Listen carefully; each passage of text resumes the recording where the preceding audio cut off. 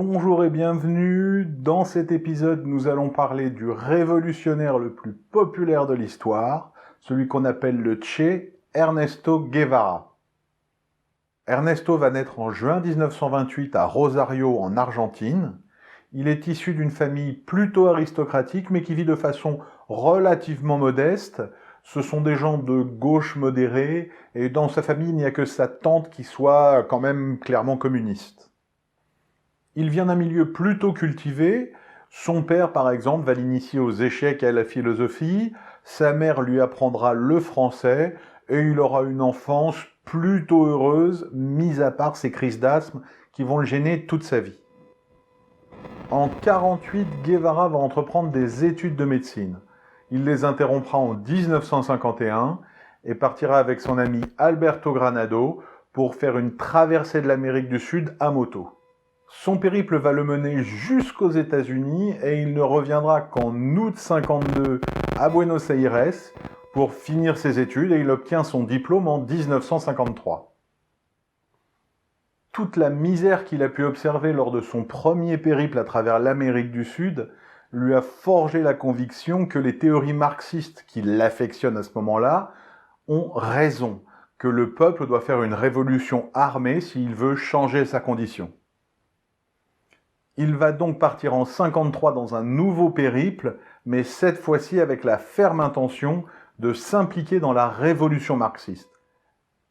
Il va d'abord en Bolivie rejoindre le MNR, le mouvement nationaliste révolutionnaire, jusqu'à ce qu'il ouvre un peu les yeux et qu'il s'aperçoive que le MNR est au fond un mouvement nationaliste, mais aussi totalement raciste.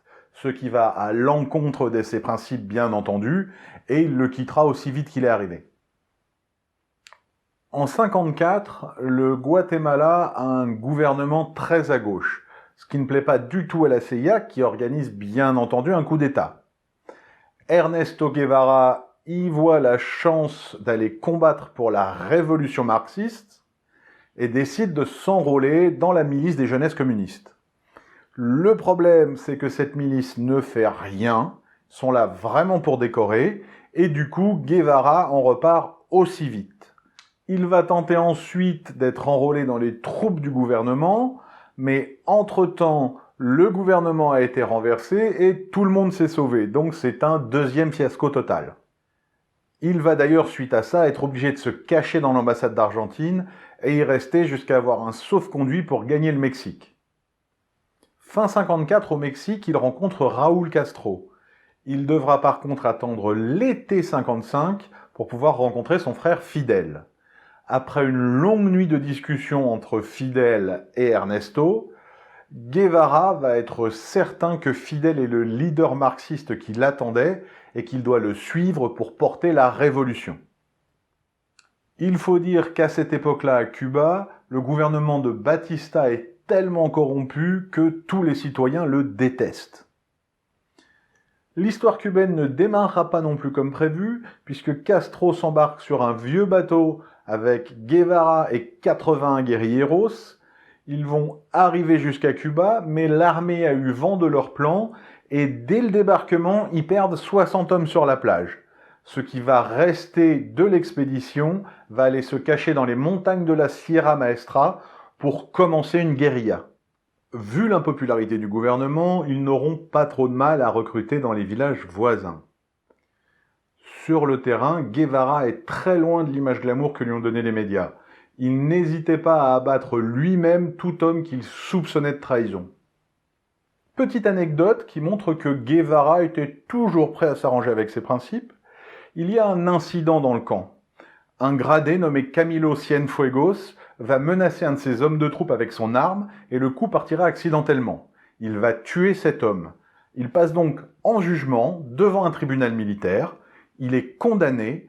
Au vote, on choisit que la sentence sera la mort. Eh bien, comme c'est un ami de Guevara, il va dire non, non, non, non, non, on va l'amnistier et il lui donnera même un commandement derrière.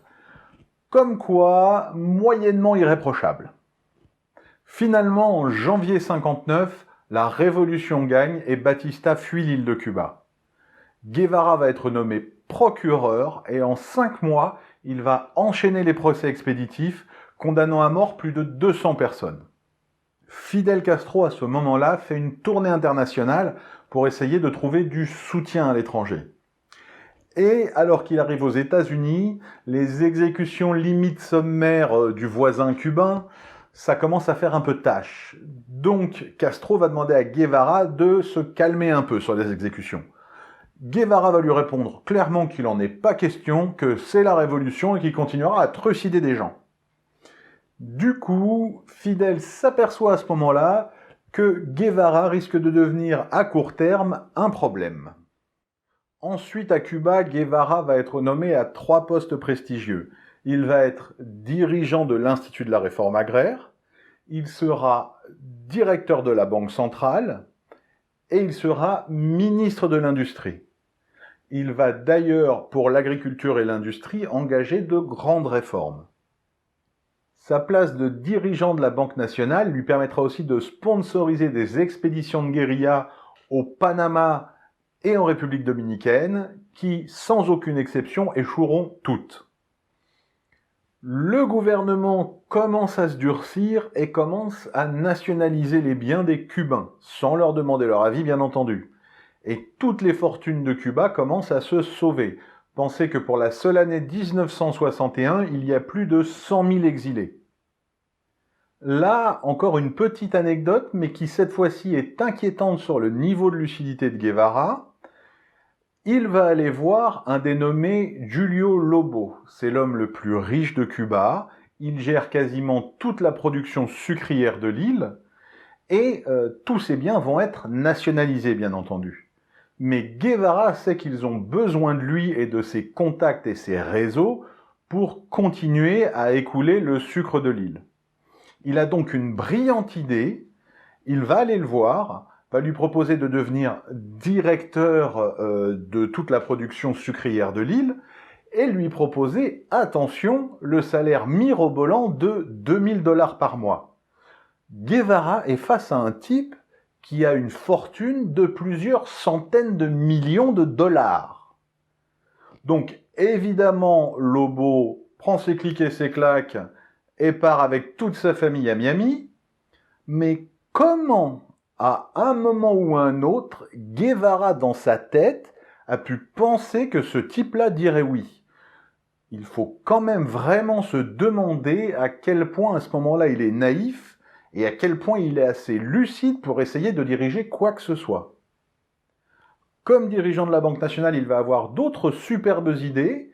Il va par exemple nationaliser certaines grosses sociétés américaines, ce qui va entraîner à terme l'embargo qu'on connaît qui a duré des décennies sur Cuba et qui a totalement détruit l'économie de l'île. Bien joué. Et quand on ajoute ça à ces réformes industrielles et agricoles complètement farfelues et qui ont complètement échoué, eh ben, on peut voir qu'il a vraiment fait du bon boulot pour aider ses compatriotes cubains. Par contre, pour la répression, il est toujours au top, et entre 60 et 62, il va ouvrir ce qu'il appelle des camps de rééducation, qui sont clairement des camps de travaux forcés. Et pour inaugurer ces camps, il va pas y mettre des opposants au régime, il va pas y mettre des assassins, non, il va y mettre des dirigeants d'entreprise qui, d'après lui, ont commis des entorses à l'éthique révolutionnaire. Donc il fait des camps de prisonniers pour chefs d'entreprise.